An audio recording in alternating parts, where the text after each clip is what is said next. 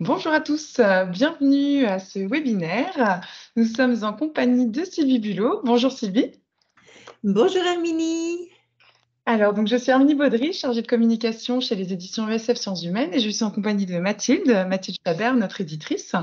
Donc, ce webinaire fait partie de toute une série organisée autour de la collection Sans Tabou, qui est une collection de livres jeunesse dont Mathilde va vous parler un peu plus précisément tout à l'heure en introduction du webinaire. Ensuite, donc on est ensemble pour 1 heure.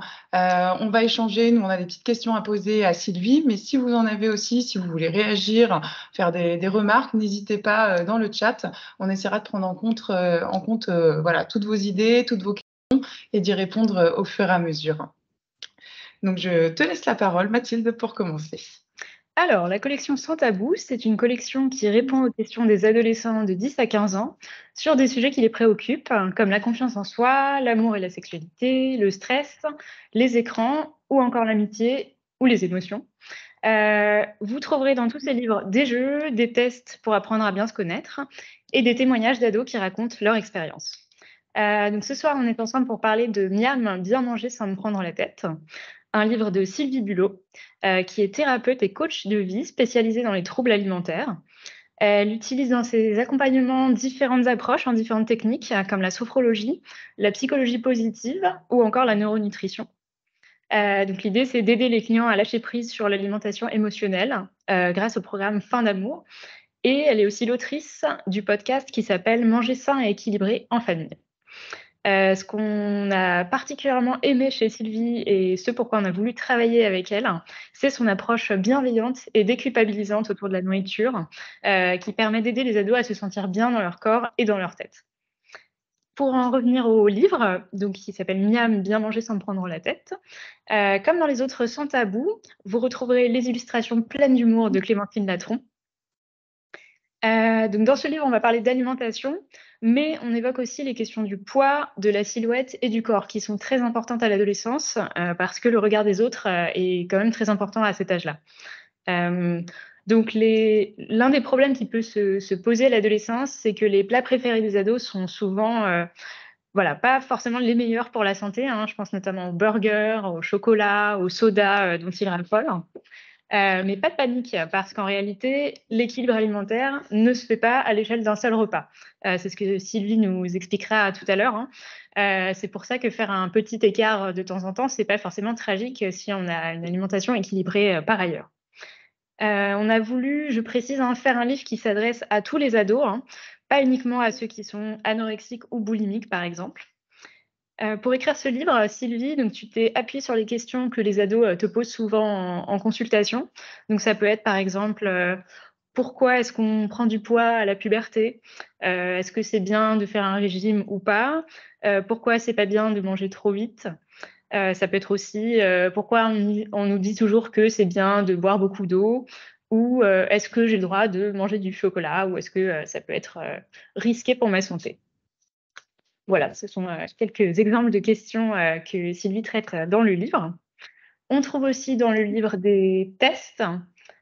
Voilà, je remonterai à l'écran. Des tests, des quiz pour tester ses connaissances, hein, sur des thèmes comme le sucre, la viande, le petit déjeuner. L'idée, ça va être de donner le plus tôt possible aux adolescents de bonnes habitudes qu'ils pourront ensuite garder à l'âge adulte. L'un des points forts du livre aussi, c'est que Sylvie, tu proposes des recettes qui sont faciles à appliquer, à mettre en œuvre pour se régaler en famille. Je pense par exemple à la recette du granola pour le petit déjeuner, ou celle du kéfir, qui est une bonne alternative au soda. On a aussi la recette de la vinaigrette faite maison, le Buddha Bowl ou encore le One Pot Pasta qu'on retrouve dans le livre. Tu donnes aussi des exemples de menus équilibrés. Donc, je dirais que c'est un peu le livre parfait si vous avez l'impression de manger un peu tout le temps la même chose et que vous commencez à vous en lasser.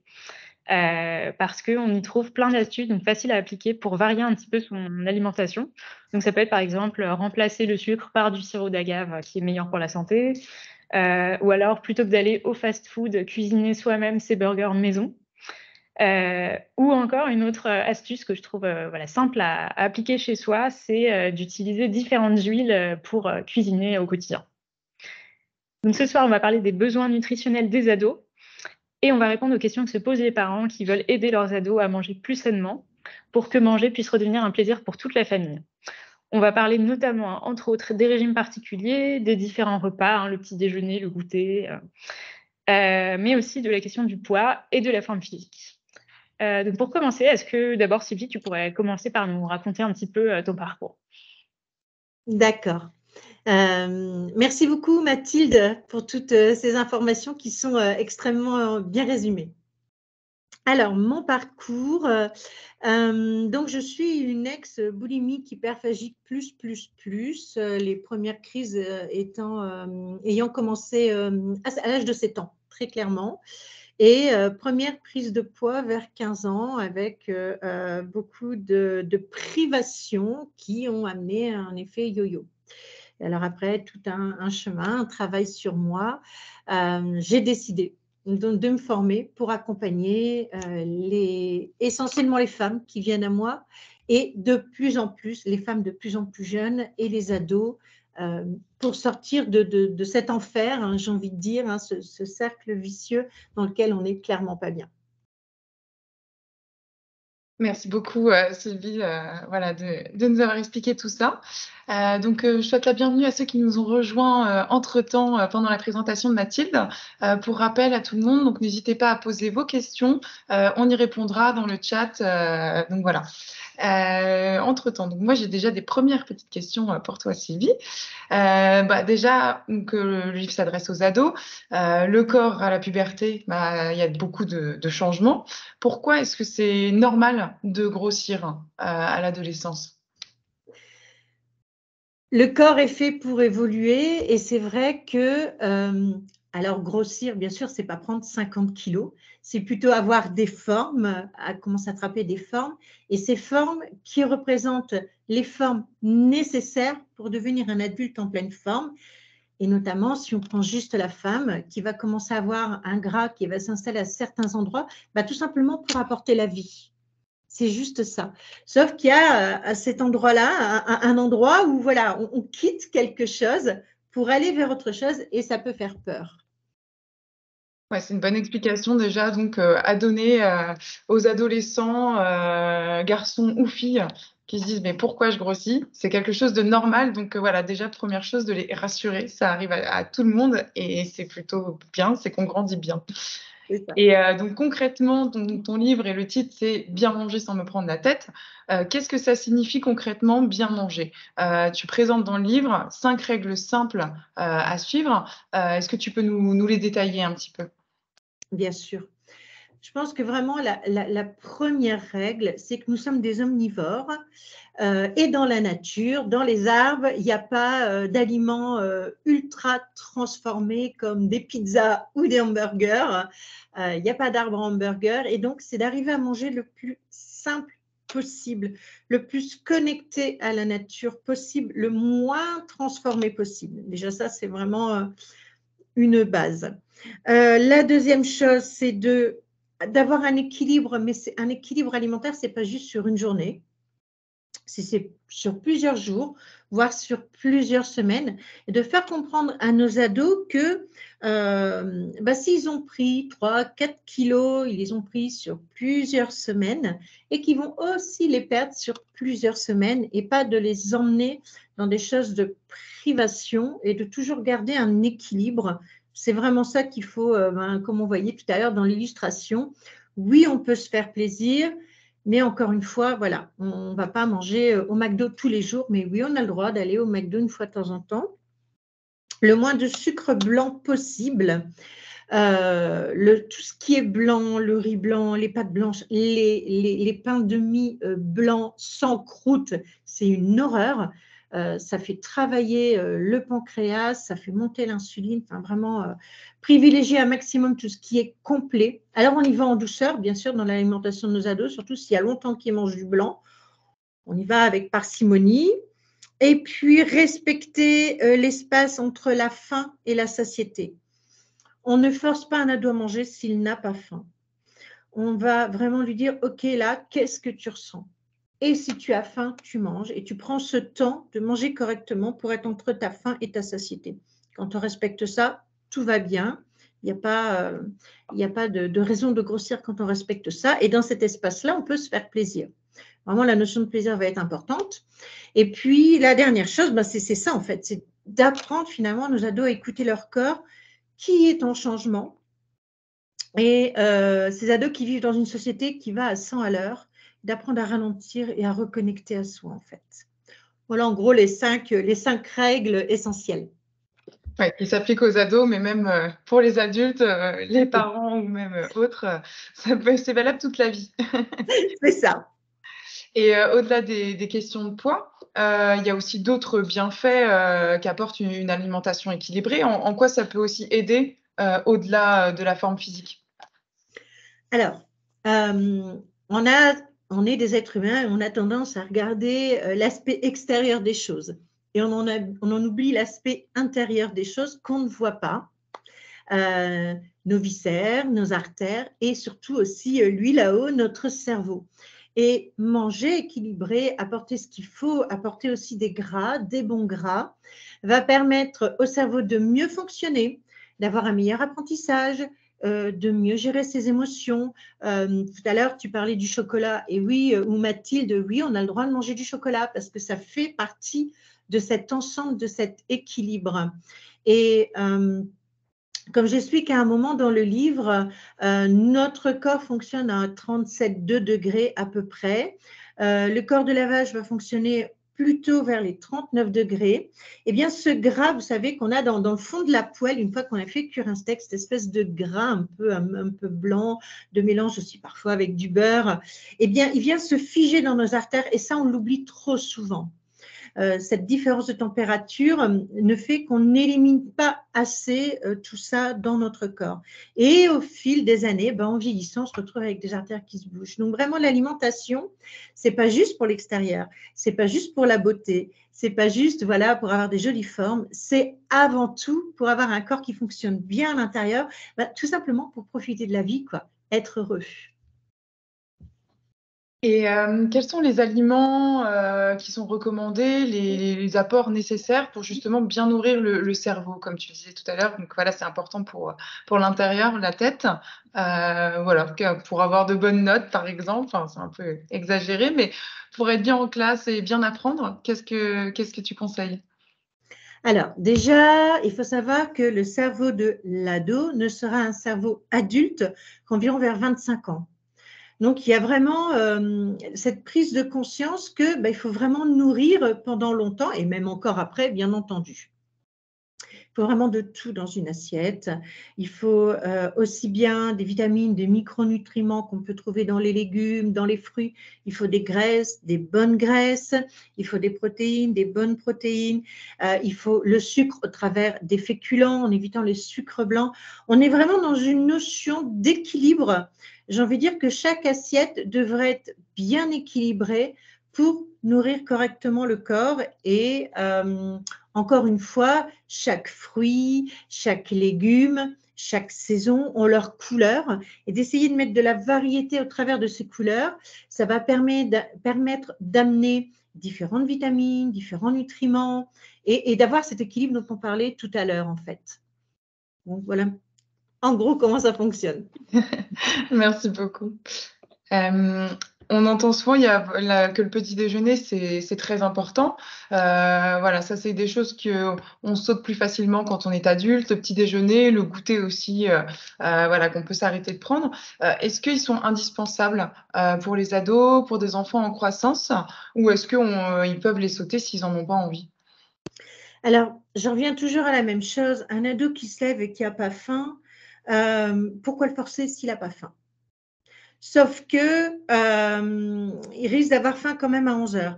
Donc, on ne peut pas faire une seule réponse en fonction des personnes. Je vais prendre mon exemple. Étant petite, mon frère avait besoin de déjeuner le matin. Moi, j'étais incapable de déjeuner le matin. OK, on est juste différents. Sauf que, vers 11 heures, il faut se prévoir quelque chose. Et c'est là qu'il ne faut pas tomber dans le piège du petit pain au chocolat ou du gâteau. Voilà, c'est trop facile. Donc, je sais que ce n'est pas toujours évident à l'école, mais un œuf, une tranche de jambon ou des fruits, ce serait idéal.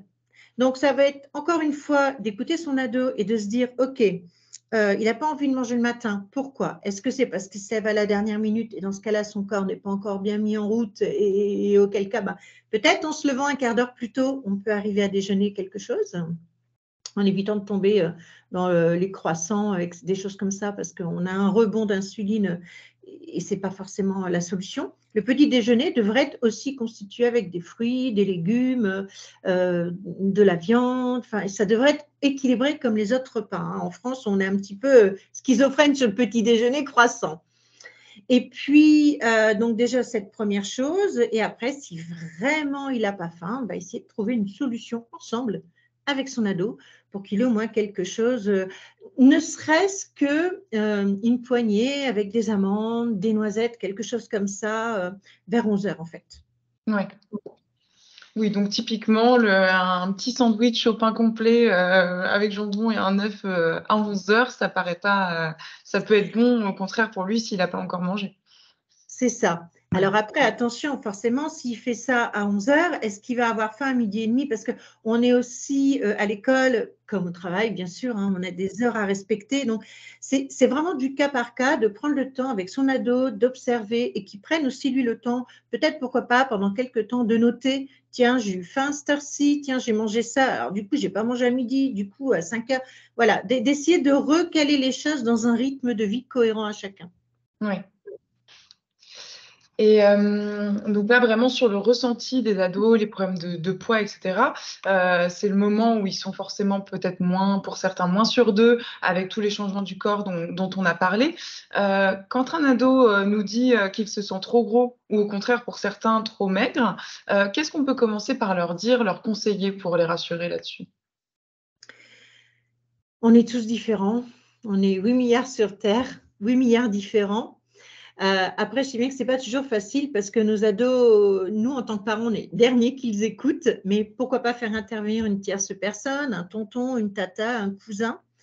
De faire attention aussi à ce que cet ado exprime. Est-ce que c'est vraiment une souffrance intérieure et on commence à tomber dans une dysmorphophobie où il y a, c'est-à-dire un décalage entre l'image de mon corps et ce que je vois dans la glace, auquel cas-là, il faut aller consulter quelqu'un. Mais si c'est juste un mal-être de lui, il est plus grand, lui, il est plus petit, lui, il est… Bon, on est différent. On est différent. Ça, c'est vraiment… Et prendre le temps avec lui de regarder les choses à l'extérieur et de dire, OK, dans ta classe, vous êtes 25, 30, est-ce que tout le monde est fait de la même manière? Est-ce que tout le monde a la même taille? Est-ce que tout le monde a la même couleur de cheveux, la même couleur des yeux? Et qui s'approprient leurs différences et qu'ils en fassent une force, en fait.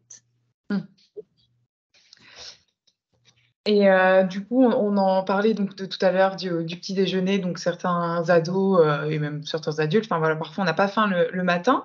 À l'inverse, et ça, il y a aussi beaucoup d'ados qui ont un peu faim tout le temps. Certains n'ont jamais faim, d'autres ont faim tout le temps. On a un peu le cliché des garçons qui ont besoin de beaucoup manger à un certain âge, à la fin du collège. Est-ce qu'on doit les laisser manger les quantités qu'ils veulent quand ils veulent? C'est vraiment une question d'éducation, de reconnexion à soi. Il y a différents types de faim. Essayez de savoir si l'ado, il a une véritable faim physique, c'est-à-dire est-ce que le ventre gargouille? Est-ce que les jambes tremblent? Est-ce que je me sens trop bien? Pas trop bien? Parfois on bâille. Chacun va aussi avoir un mode de fonctionnement par rapport à ces ressentis-là. Donc, on est vraiment d'abord, avant toute chose, dans l'observation de ce qui se passe dans mon corps. Et ça, il faut leur apprendre. Ce n'est pas à l'école qu'on leur apprend. Donc, c'est à nous, en tant que parents, on doit essayer de semer des petites graines d'observation de l'enfant, de l'ado. Il faut faire attention aussi aux ados qui ont des faims émotionnelles ou des faims, vous savez, on passe dans la rue, à côté d'une boulangerie, ça sent bon, tac, j'ai faim, mais en vrai, j'ai pas faim, quoi. Donc, faire attention à toutes ces choses-là. Maintenant, il y a aussi le métabolisme. Il est sûr qu'un ado qui fait beaucoup de sport va avoir besoin de manger beaucoup plus de calories. Ça, c'est une évidence. Mais quand on leur a appris avec le temps, parce que ça ne se fait pas en 5 minutes, il faut être clair, c'est à nous d'être vigilants en tant que parents. Quand on leur a appris à reconnaître la vraie faim, à s'écouter vraiment, eh bien, naturellement, ils vont faire les choses. Alors, pour exemple, moi, j'en ai deux. J'en ai un de 23 et un de 25 ans. Celui de 23 ans est cascadeur, donc il est plutôt à 3000 calories. L'autre ne bouge quasiment pas. Il a 1500 calories maximum. Ils ont appris à écouter leur corps et ils savent dire stop et à ne pas finir leur assiette, par exemple. C'est vraiment, alors voilà, c'est vrai qu'on le voit que le plus jeune, bon, il va manger 5 fois, voire 6 fois dans la journée. Mais parce qu'il a vraiment faim, parce que comme il bouge tout le temps, forcément son métabolisme demande plus. Donc, ça va vraiment être à nous peut-être de poser la question gentiment, mais est-ce que tu as vraiment faim? Qu'est-ce que tu ressens là? Qu'est-ce qui se passe dans ton corps? Alors, ça peut être, ah bah oui, ça sent bon, tu es en train de faire un truc. Ouais, d'accord, ok. Mais est-ce que tu te sens, voilà, fébrile? Est-ce que ça gargouille? Est-ce que, ah non, non, c'est juste, ça sent bon, ça me donne trop envie. Ok, d'accord. Est-ce que tu peux tenir encore une petite demi-heure, s'il te plaît? Et donc, voilà, on essaie de jouer comme ça pour que lorsqu'ils arrivent à table, c'est j'ai vraiment faim, quoi. J'ai vraiment ce besoin, c'est un besoin, c'est pas juste une envie. Merci beaucoup pour ce conseil qui, je pense, sera utile à pas mal de parents. Et justement, il y en a aussi qui commencent à, voilà, par les magazines, maintenant les réseaux sociaux, etc., à vouloir faire des régimes. Est-ce que un ado peut faire un régime? Il y a des régimes adaptés aux adolescents, que ce soit donc pour perdre ou pour prendre du poids aussi? Mmh. Je suis une anti-régime, vraiment anti-régime à 100 parce que c'est ça qui fait tomber justement dans l'effet yo-yo. Alors je ne parle pas des régimes diabétiques, hein, des choses comme ça, bien sûr, qui sont des régimes médicaux. Si un ado a pris du poids, bah, faut venir observer le pourquoi du comment de cette prise de poids et on peut très bien inverser la tendance, mais on y va en douceur. On n'est pas dans du régime. On est juste dans, j'observe déjà, 1, pourquoi j'ai pris du poids, 2, je rééquilibre mon alimentation et pas je me prive. Parce que à chaque fois qu'on va venir priver le corps, il va se mettre en mode sécurité, en fait, en mode au secours, on est en train de me priver, ça ne va pas. Il se met en mode survie. Et ça peut durer qu'un temps comme ça, on ne peut pas faire jusqu'à la fin de sa vie comme ça.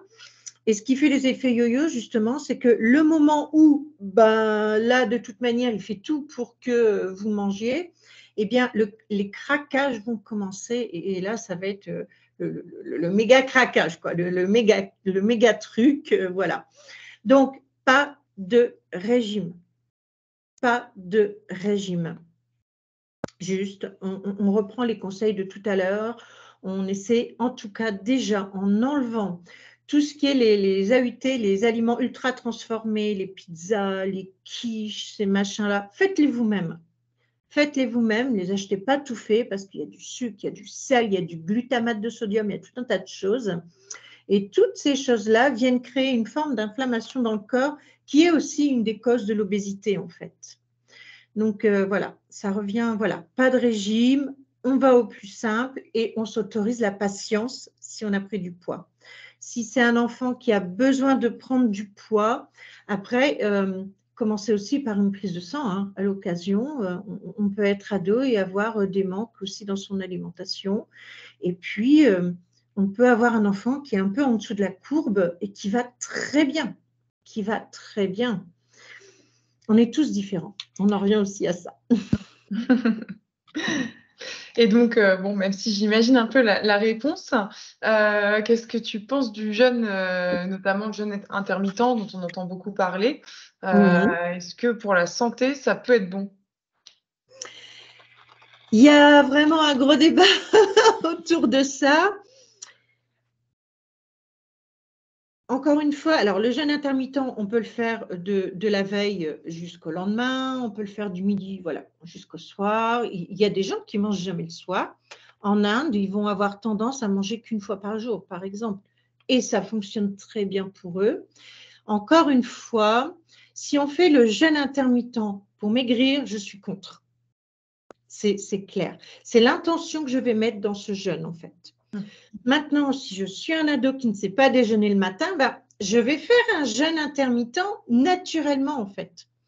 Donc, c'est là qu'il faut faire attention. On ne jette pas tout à la poubelle. On observe juste pourquoi un jeune vient vers moi en me disant « je veux faire un jeûne intermittent ». Pourquoi? Je veux maigrir. Dans ce cas-là, c'est non. Oui. D'accord. Et j'imagine… Oui. Vas-y, je t'en prie, continue. Oui.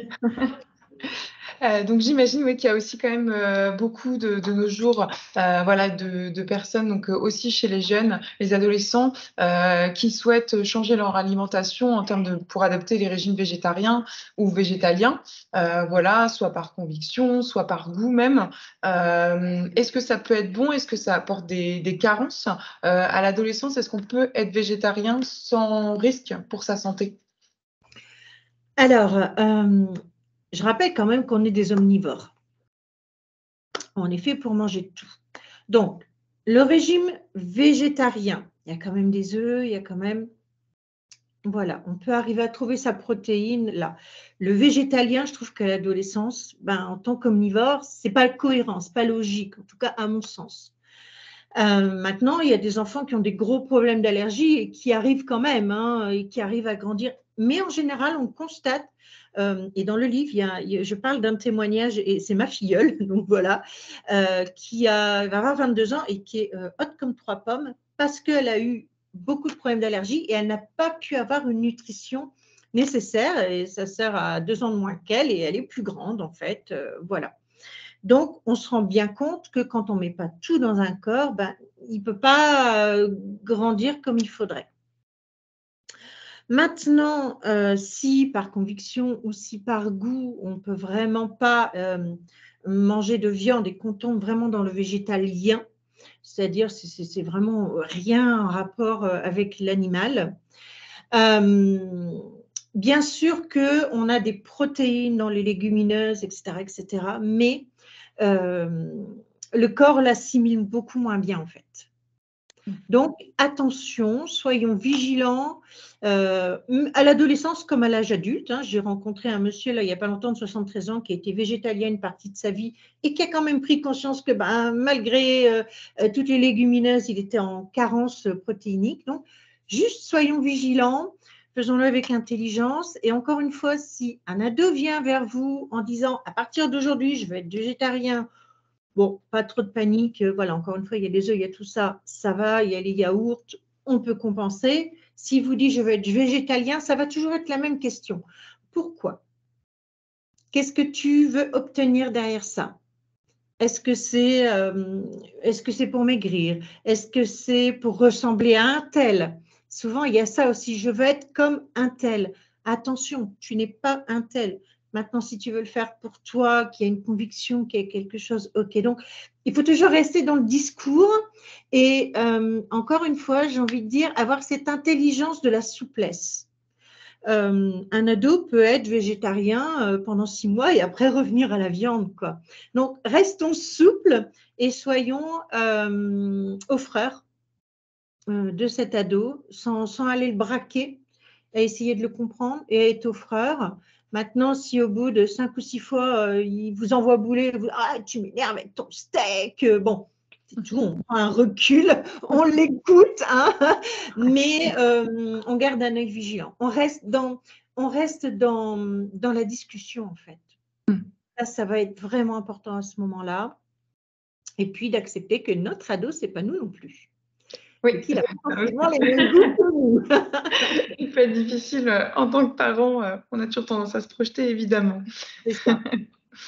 Et forcément, bon, ça marche beaucoup chez les tout petits, mais parfois aussi ça perdure à l'adolescence, ceux qui ne veulent pas du tout manger de légumes. Là, les légumes, comment convaincre son ado, mais en fait c'est valable aussi pour les plus jeunes enfants qui refusent complètement de manger des légumes. Qu'est-ce qu'on peut leur dire? Je ne sais pas si tu as déjà rencontré des ados ou même des adultes avec ce genre de problème. Comment on les convainc? Ou qu'est-ce qu'on peut faire pour leur donner envie? Alors, j'ai eu le tour avec mon plus grand. Donc, aujourd'hui, il mange des légumes. On a fait un deal. À chaque fois que je faisais des légumes, je lui demandais d'au moins goûter une cuillère. Après, c'est arrivé des fois qu'il se levait et qu'il allait cracher dans la poubelle. Mais au moins, on dealait comme ça.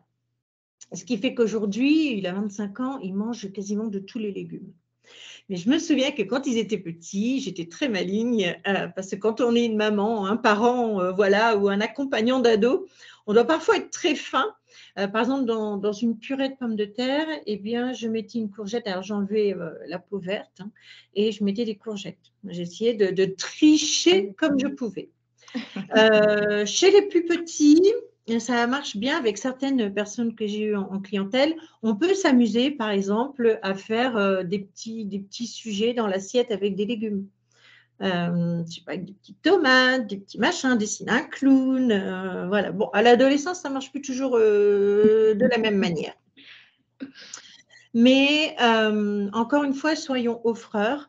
Maintenant, il m'est arrivé de rencontrer en cabinet, je pense il n'y a pas tellement longtemps, un jeune homme qui devait avoir 23-24 ans. Il ne peut pas mettre du légume vert dans sa bouche. Il peut pas, c'est impossible. Voilà. Donc, on a essayé de regarder comment on pouvait faire ça. Donc, il existe aussi des solutions. Si les gens sont intéressés, peuvent venir vers moi parce que, bon, voilà, j'ai des solutions, je dirais, en termes de produits à mener. Mais on peut aussi regarder les autres légumes, ceux qui sont rouges, ceux qui sont jaunes, ceux qui sont… Voilà. Donc, essayer de mettre de la couleur, essayer de mettre de la vie, jouer sur les épices, jouer sur les différents types de cuisson, à l'eau, au four, mettez-y des herbes. Enfin, voilà, je pense que de toute manière, il faut tester. Et il faut vraiment… moi, le deal, ça a toujours marché avec les miens. De dire, bah, écoute, j'ai passé du temps pour toi, je sais que les légumes aujourd'hui, ce n'est pas ton kiff, mais bah, écoute, si tu en goûtes au moins une cuillère, je te fiche la paix pour le reste.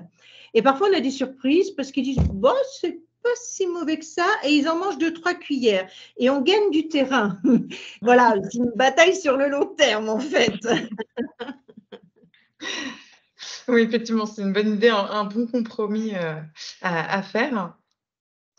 Après, je voulais aborder, donc, le livre s'adresse voilà, à tous les adolescents, vraiment grand public, donc pas ceux forcément qui ont des problèmes, mais ça peut être un appui, un moyen aussi d'aborder le sujet avec certains qui peuvent avoir des soucis. Est-ce qu'au niveau déjà, nous rappeler la définition d'un trouble du comportement alimentaire, aussi dit TCA, qu'est-ce que c'est concrètement?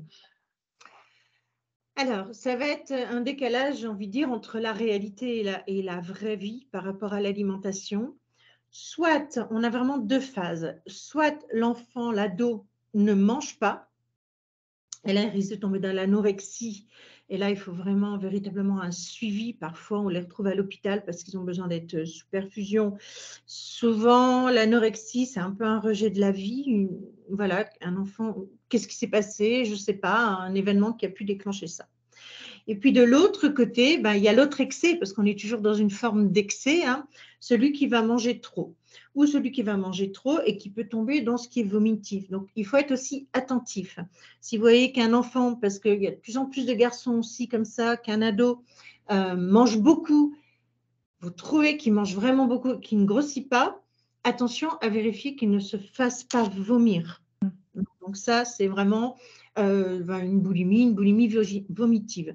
Et après, il y a ceux qui vont manger, qui ne vont pas se faire vomir, et là, on est dans de l'hyperphagie. Donc, soit ils vont manger toute la journée, soit il va y avoir des grosses périodes de crise, et souvent, soyez vigilants, c'est en fin de journée. Quand vous voyez qu'ils vous défoncent 4 paquets de Twix, 2 paquets de Pépito, et qu'après, ils vont manger des pâtes, et puis voilà, ça se remplit comme ça d'une manière qui n'est pas cohérente avec la réalité de la vie. Posez-vous une question de savoir qu'est-ce qu'ils essaient de compenser. Quel est le mal-être en fait? Quel qu'il soit, que ce soit en moins ou en plus, il y a un mal-être, il y a quelque chose qu'ils essaient de compenser. Ouais. Et donc voilà, bah, là, tu as pas mal décrit aussi les différents troubles. Donc c'est vraiment en fait les 3, c'est l'anorexie, la boulimie, ou justement, l'hyperphagie. Est-ce qu'il y en a d'autres ou c'est les seuls, voilà, il y a pas de… Bon, après, il y a aussi d'autres choses. Le nom m'échappe. Il y a des enfants qui sont parfois atteints d'agusie, mais il y a un autre trouble, le nom m'échappe. Mais ce sont les trois principaux, c'est où je mange et Ah, ça ne me revient pas, je suis désolée. Ou je ne mange pas, ou je mange trop. Ouais. C'est-à-dire, voilà quoi, c'est par rapport à l'alimentation, il n'y a pas trop d'autres choses en vrai. Ouais. Hein. À nous d'être observateurs de ça. Ouais. Et comment on sait si, enfin voilà, si quels sont en fait les moyens de savoir justement si un ado, donc tu parlais donc du fait de voir justement de repérer en fin de journée s'il mange beaucoup, etc. Typiquement pour la boulimie, est-ce qu'il y a un moyen, parce que voilà, la plupart des gens qui souffrent de ça, on le sait, se cachent, etc. Quand on, voilà, l'ado avec lequel on vit, quels sont il y a des signes en fait physiques ou dans le comportement qu'on peut facilement, ou en tout cas plus déceler plus clairement? C'est pas simple à déceler. Moi, on m'a jamais décelé. Hein. On devient ninja à force. Hein. Voilà, faut quand même, voilà. Et puis après, certains parents qui veulent pas voir. Il y a l'odeur. Un ado qui se fait vomir, il y a une odeur âcre. Parfois, il y a du poil qui peut pousser ici, notamment chez la fille, quand elle se fait beaucoup vomir, parce que ça induit un dérèglement hormonal. Après, c'est plutôt dans son comportement, dans les questions qu'il va poser par rapport à son corps, parce que c'est non-acceptation de soi. C'est-à-dire que ce soit en plus ou en moins, c'est non-acceptation de soi, il y a un décalage, il y a un truc qui ne va pas. Donc, parfois, les filles, elles n'ont pas de ventre, elles viennent me voir, elles sont mais vraiment plates, elles sont magnifiques, et elles sont en train de dire, j'ai du ventre, je suis trop grosse, j'ai des cuisses, j'ai des hanches, et on en revient avec ce qu'on disait tout à l'heure dans tes premières questions. Pourquoi on grossit? C'est pas qu'on grossit, c'est qu'on se transforme, la taille s'affine, les hanches prennent un peu. Et là, il y a un décalage qu'elle n'accepte pas parce que quitter l'enfance, c'est pas simple. Et puis, on a le regard de l'autre. Parfois, chez la jeune fille, le regard de l'homme, il n'est pas toujours agréable. On le sait, on l'entend avec l'âge ton porc, avec tout ça. Donc, on le sait. Et si on entend un ado qui pose beaucoup de questions, bah oui, comment tu me trouves, machin, ou machin m'a dit ça sur moi, et que ça vient vraiment générer des choses, donc faire attention s'il n'y a pas une compensation alimentaire. Alors, ce n'est pas toujours aussi tranché que ça, malheureusement, mais c'est toujours attaché à un mal-être. Attaché à un mal-être. Donc, allez voir, prenez du temps avec votre ado. Le temps, c'est ce dont on manque le plus, et pourtant, c'est ce qu'il y a de plus précieux. De se poser, comment ça a été ta journée, et de vraiment se taire à ce moment-là, et de laisser la parole à l'ado. Alors, quand c'est un garçon, des fois, c'est, parce que j'ai des garçons, c'est ouais, bien, c'est que ça va. N'allons pas non plus imaginer des choses. Quand c'est une fille, des fois, il faut un peu de temps pour que c'est à nous. On ne te voit plus, Herminie. Ah, ça y est, on va récupérer. C'est à nous aussi de laisser cet espace pour qu'ils expriment. Au plus ils vont venir mettre des mots, au plus ils vont venir mettre de la conscience, bah, au mieux ils vont pouvoir régler les problèmes. Parce que tant qu'on n'a pas mis de la conscience sur le problème, on ne peut pas le régler en fait. Et tu parlais tout à l'heure justement un peu de l'origine, quand il y a un problème psychologique déclenché par quelque chose. Comment en fait, quelles peuvent être les causes de ces troubles? J'imagine qu'il y en a qui, même si ça peut être multiple, il y a plein de raisons, mais qu'il y en a certaines qui sont assez récurrentes, qu'il y a un schéma qui se répète peut-être? Alors, ça peut être de l'histoire, ça peut venir des parents, des grands-parents, de la relation qu'ils ont eux-mêmes par rapport à l'alimentation, et à des injonctions, par exemple, finis ton assiette, comme j'ai pu entendre, finis ton assiette, moi de mon temps, on n'avait pas à manger. Ce qui fait qu'on se retrouve avec un ado qui est obligé de manger alors qu'il n'a plus faim, et qui va peut-être grossir à cause de ça, et qui va vouloir faire un régime, et qui va tomber dans de la boulimie. C'est un premier schéma. Après, on peut avoir des jeunes qui vont réagir à un décès, à un divorce, à du harcèlement. Ça peut vraiment être beaucoup de choses, mais tout ça, ça vient souvent d'injonctions. Et les injonctions sont, comme tu le disais très bien tout à l'heure, Herminie, l'été, on voit le body summer ou le summer body, là, je ne sais jamais, enfin, c'est une aberration, vraiment une aberration. Et Et les jeunes filles, parce que moi j'ai découvert ça il y a 2 ans avec une jeune fille en cabinet, je ne connaissais pas le body summer, et elle me dit je veux ressembler à ça. Ah, t'es 1000 fois mieux déjà. Déjà, t'es belle comme tu es. Il fallait être bronzée, il fallait avoir les cheveux blonds, avoir des tresses, et puis être toute mince, et être toute musclée. Voilà, là aussi, il y a tout un tas d'injonctions que si tu ne ressembles pas à cette personne, ben, en gros, tu as loupé ta vie, quoi. Mais on retrouve ça chez l'adulte aussi. Hein. Si tu n'as pas une Rolex à 40 ans, tu as loupé ta vie. Non, mais enfin, what, quoi. Donc, c'est vraiment multifactoriel. Ouais. Je ne sais pas si ça répond à ta question. Ouais, oui. Mais oui, est-ce que justement, les réseaux sociaux, tu penses que ça a beaucoup d'influence là-dessus? Parce que c'est vrai que donc, il y avait jusqu'à encore, il y a une trentaine d'années, ça n'existait pas encore, etc. Enfin, plutôt 20 ans. Là, avec le développement, c'est vrai qu'on voit, on en entend beaucoup parler de toutes les influenceuses, influenceurs même aussi, qui postent des photos vraiment parfaites. Les jeunes eux-mêmes ne postent pas de photos sans être retouchés, en tout cas pour certains. Ça crée beaucoup, j'imagine, de dysmorphophobie. Est-ce qu'on sent dans les tendances que ça a un gros impact et que ça augmente les maladies, justement, les troubles alimentaires? Ou est-ce que ça restait quand même stable par rapport à avant que ça n'existe? Alors, c'est en train de monter, de grimper en flèche. Déjà en 2017, on était à plus 7% selon les chiffres. Moi, j'ai plutôt plus 42%, mais bon. Moi, à mon époque, quand j'avais 20 ans, c'était il y a 30 ans, donc on avait déjà des magazines avec, c'était déjà retouché, et c'était des magazines. Sauf que là, comme avec les réseaux, ça va de plus en plus vite, ben forcément, ça augmente avec. Et puis, on le voit aussi dans les pays émergents. Plus les pays émergent, plus les pays s'industrialisent, plus tous ces problèmes-là apparaissent.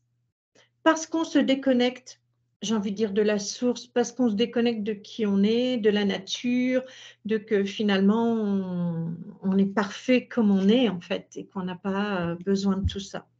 Donc, l'ado est véritablement fragile parce qu'il est en quête d'identité.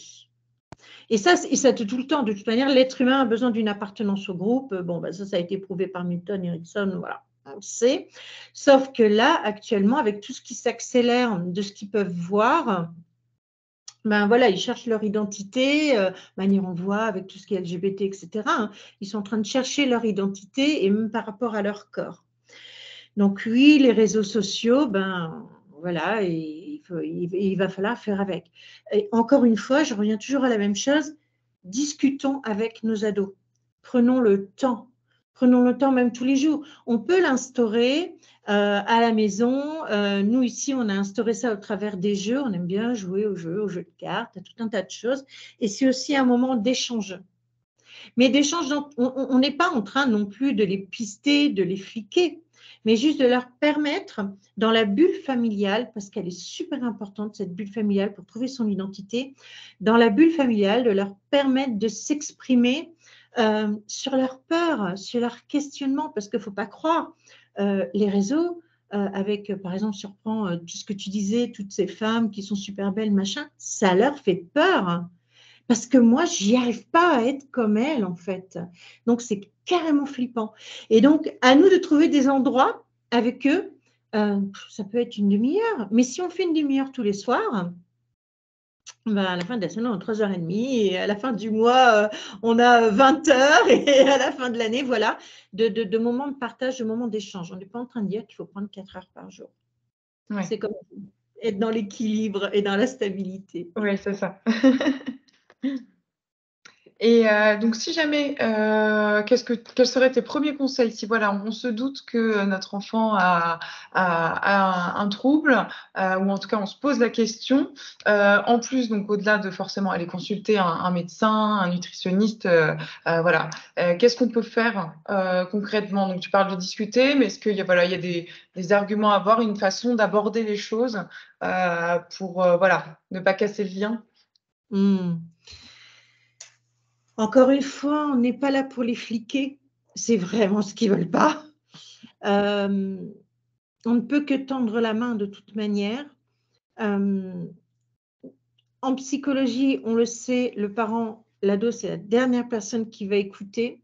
Donc, si on peut faire intervenir un tiers en douceur, maintenant, on ne peut pas forcer un ado à parler s'il n'a pas envie de parler. Donc, tendons la main, soyons patients, soyons très patients, parce que par l'expérience de la crise d'adolescence ici avec l'un de mes garçons, ça a pris 4 ans, quoi. Donc, la patience, elle est là. Elle est vraiment là. Et elle est dans « je ne m'énerve pas, je mords l'intérieur de mes joues, je ne crie pas sur mon ado. Par contre, je suis là pour lui. » Enfin là, moi, pour le coup, l'exemple, c'était les colères. Il y avait énormément de colère. Eh bien, je restais à côté, je respirais. Je peux vous dire que j'ai pris sur moi et ça nous fait grandir, nous aussi, en tant qu'adultes.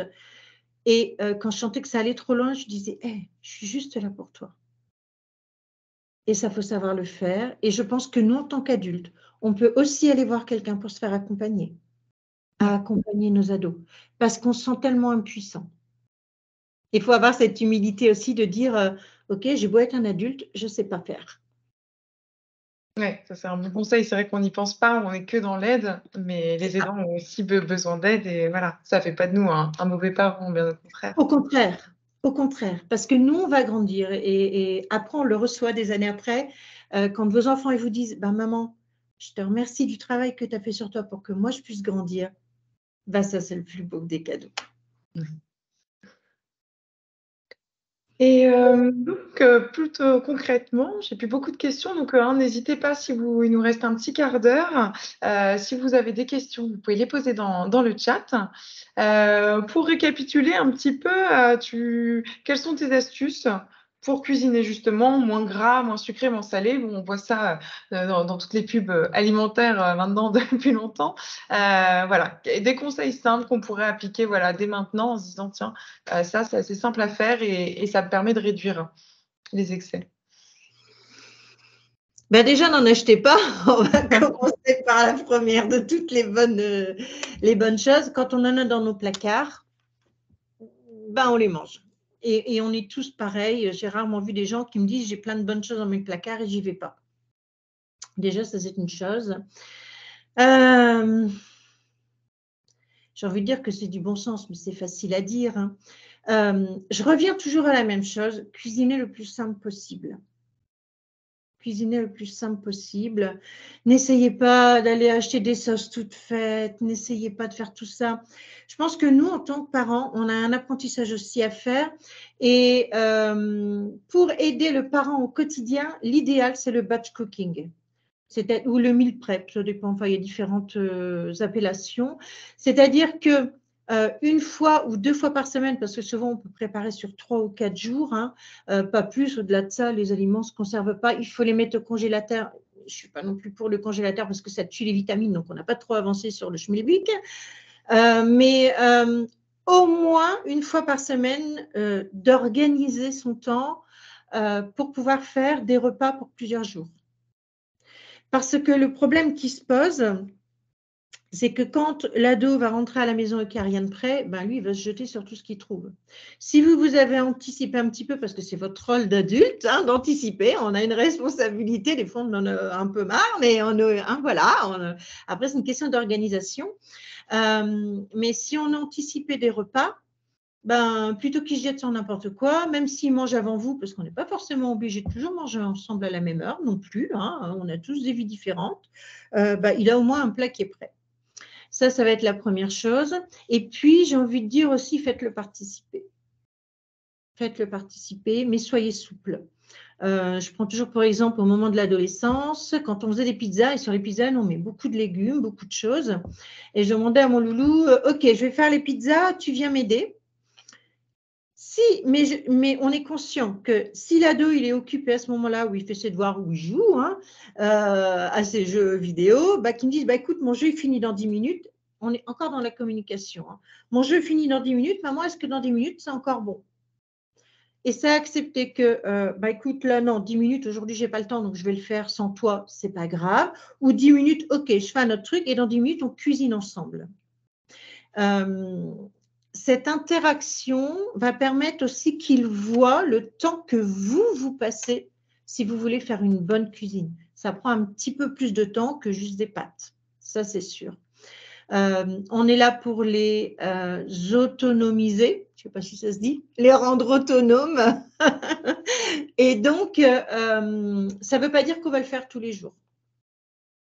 Donc, il y a cette espèce de souplesse à avoir. Et encore une fois, ça va être dans la discussion, dans la communication. On peut aussi se mettre un truc sur le frigo. Ben, tel jour, c'est un tel qui fait, tel jour, c'est un tel. Et là, je suis en train de penser à ma belle-sœur, donc avec ma petite filleule dont je vous parlais tout à l'heure, avec ses grosses allergies. Ce qu'elle fait, elle, en plus, elle est naturopathe maintenant, donc c'est vraiment un exemple. Elle achète ses légumes et donc elle les lave et elle les met dans des petits sachets. Et en fait, ils mangent tous à des heures différentes parce qu'ils ont tous des horaires. Et voilà, c'est pas parce qu'on est en famille qu'on doit toujours manger à la même heure. Mais chacun va se faire, par exemple, sa petite salade l'été, ben, on va prendre un petit peu de ci, un petit peu de ça. L'un, il va prendre plus des radis, l'autre, il va prendre plus des haricots verts, enfin, j'en sais rien. Et puis, voilà, chacun va faire sa petite tambouille. Mais, et vous pouvez aussi, de temps en temps, moi je me souviens ce que je faisais, une fois par semaine à un moment, bon, on ne l'a pas fait longtemps parce qu'on en avait marre de manger des saucisses knackis sur des bâtons avec des tomates, hein, mais ils avaient un moment où ils pouvaient faire le repas qu'ils voulaient. Même si c'était un repas, pas forcément extra, parce que moi je me souviens qu'ils faisaient des brochettes, c'était un morceau de saucisse knacky, un morceau de tomate, un morceau de... au bout de 3 ou 4 semaines, j'ai dit non, mais là ça ne va pas. Mais ça fait partie du jeu. Ça fait partie du jeu. Même eux, ils en ont eu vite marre. Donc, laissons-leur aussi faire leur expérimentation. Ouais, bah, c'est ça justement dans le livre, ce qui est super, c'est qu'il y a des recettes, tu donnes des recettes et bah, là en fait tu le dis déjà. L'idée c'est de leur apprendre à cuisiner. J'imagine que ça ne peut que les aider à justement mieux manger, pour voir aussi le temps que ça prend, donc voilà, dans nos relations, mais aussi pour eux leur apprendre en fait à manger bien, parce qu'effectivement quand on achète des choses transformées parce qu'on ne sait pas cuisiner, donc ouais, ça peut avoir un impact important. Est-ce que c'est une chose vraiment essentielle d'apprendre à cuisiner aux ados, selon toi? Bien sûr, apprendre à cuisiner, ça veut dire tellement de choses. On n'est pas en train de dire qu'on va faire de nos ados un Alain Ducasse, voilà, hein. Dans le livre, je parle ne serait-ce que du Bouddha Bowl. C'est juste un assemblage, en fait. C'est juste un assemblage. Alors, on peut avoir une base de riz, une base de quinoa, une base de sarrasin, etc. Un petit peu de salade, un petit peu de ci, un petit peu de ça. Voilà, et je donne tous les exemples pour avoir quelque chose d'équilibré. Et puis, chacun va faire en fonction de ses goûts, encore une fois. Encore une fois, essayons d'être le plus simple en fonction de notre temps, notre rythme de vie, en acceptant qu'on ne puisse pas le faire tous les jours. Et c'est toujours de leur tendre la main. Alors, moi, j'ai une petite astuce. Alors, c'est une petite sorte de manipulation, mais ça marche bien. C'est le avant ou après, ou c'est le ou. C'est-à-dire qu'on leur fait croire qu'on leur laisse un choix, mais en fait, ils ont pas de choix. Ça marche bien. Alors, par exemple, pour la douche, c'est que moi, j'utilisais beaucoup pour la douche, c'était tu prends ta douche avant manger ou après manger. De toute manière, en gros, il n'a pas le choix, quoi. Hein, Ouais.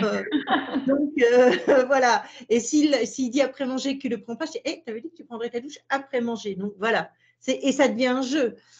Pour l'alimentation, je n'ai pas trop eu à le faire, mais comment on pourrait dire ça bah, si on veut leur faire manger des légumes, bah, tu préfères manger du chou rouge ou du chou blanc? Je ne sais pas. Quoi qu'il en soit, il va falloir qu'il en mange un des deux. Et donc, c'est une manipulation saine, mais soyons intelligents avec nos ados. Si ça peut vous aider, ça marche assez bien. C'est un bon conseil, effectivement. Donc, bah, on n'a pas eu de questions. Je pense que c'était assez complet, voilà, comme intervention. Donc voilà. Peut-être pour terminer, un dernier petit conseil pour les prochaines courses, voilà, des parents d'ados qui nous écoutent. Voilà, qu'est-ce que tu nous dirais pour un mot de la fin? Si vous avez envie véritablement d'aider vos ados à se sentir bien dans leur corps, je pense à la reproduction parce que le problème, c'est que par exemple, dans les céréales, les jus de fruits en bouteille, après ils se mettent des déos avant d'aller à l'école, ils arrivent Ils sortent de la maison, ils ont déjà explosé par 5 tout ce qui est perturbateur endocrinien. Et on se retrouve avec beaucoup de problèmes de fertilité, d'endométriose, etc. On sait aussi que l'air qu'on respire n'est pas bon. Enfin bref, voilà. Donc, si vous avez envie d'aider vos ados, allez-y tout doucement. Si vous avez envie de changer leur alimentation, changez pas tout d'un coup. Ils vont vous envoyer bouler. Et même pour nous, quand on a envie de changer quelque chose, on y va étape par étape. Donc, on peut peut-être commencer par, je sais pas, changer des céréales et faire des céréales maison, ou changer les céréales et commencer à faire peut-être le matin quelque chose de, je sais pas, moi, des œufs avec du pain complet. Enfin, voilà, allez-y vraiment touche par touche. Allez-y en douceur, sinon il va se braquer, votre ado. Ouais. Sinon, il va se braquer. Si vraiment vous êtes là ce soir et que vous êtes intéressé par la nutrition, l'alimentation, peut-être lui apprendre aussi à lire des étiquettes, à repérer tous les faux sucres qui sont là, à lui faire prendre conscience que tous ces sucres, c'est pas bon pour son corps, à consommer de manière plus intelligente, peut-être à commencer à faire un peu les courses avec lui, à lui expliquer, mais encore une fois, allez-y par touche, allez-y en douceur. Et ça va se faire un petit peu à la fois. Et soyez l'exemple, bien sûr. Merci beaucoup Sylvie pour toutes ces explications très utiles. Merci à tous les participants d'avoir été avec nous ce soir. Donc je rappelle les références de ton livre qui s'appelle donc Miam, bien manger sans me prendre la tête. Donc il s'adresse aux ados, aux collégiens, mais même jusqu'au lycée. Vous pouvez retrouver le livre dans toutes les librairies, que ce soit en ligne, forcément Fnac, Amazon, Cultura, mais aussi du coup chez votre libraire de quartier. Donc voilà, n'hésitez pas à le commander, à en parler autour de vous et à faire les recettes voilà, qu'il y a dedans. Elles sont très bonnes. Aussi, vous pouvez nous suivre donc Magenta Édition sur Facebook et Instagram. Comme ça, vous serez au courant de nos actualités, de nos prochaines sorties. Vous pouvez aussi consulter sur notre chaîne YouTube, donc qui s'appelle aussi Magenta Édition, les précédentes webinaires, interventions avec nos autres auteurs sur d'autres thématiques de la collection. Et voilà, j'ai dit l'essentiel. Merci beaucoup encore Sylvie, merci à tous et je vous souhaite une excellente soirée. Excellente soirée, merci beaucoup. Bonne soirée. Merci, au revoir.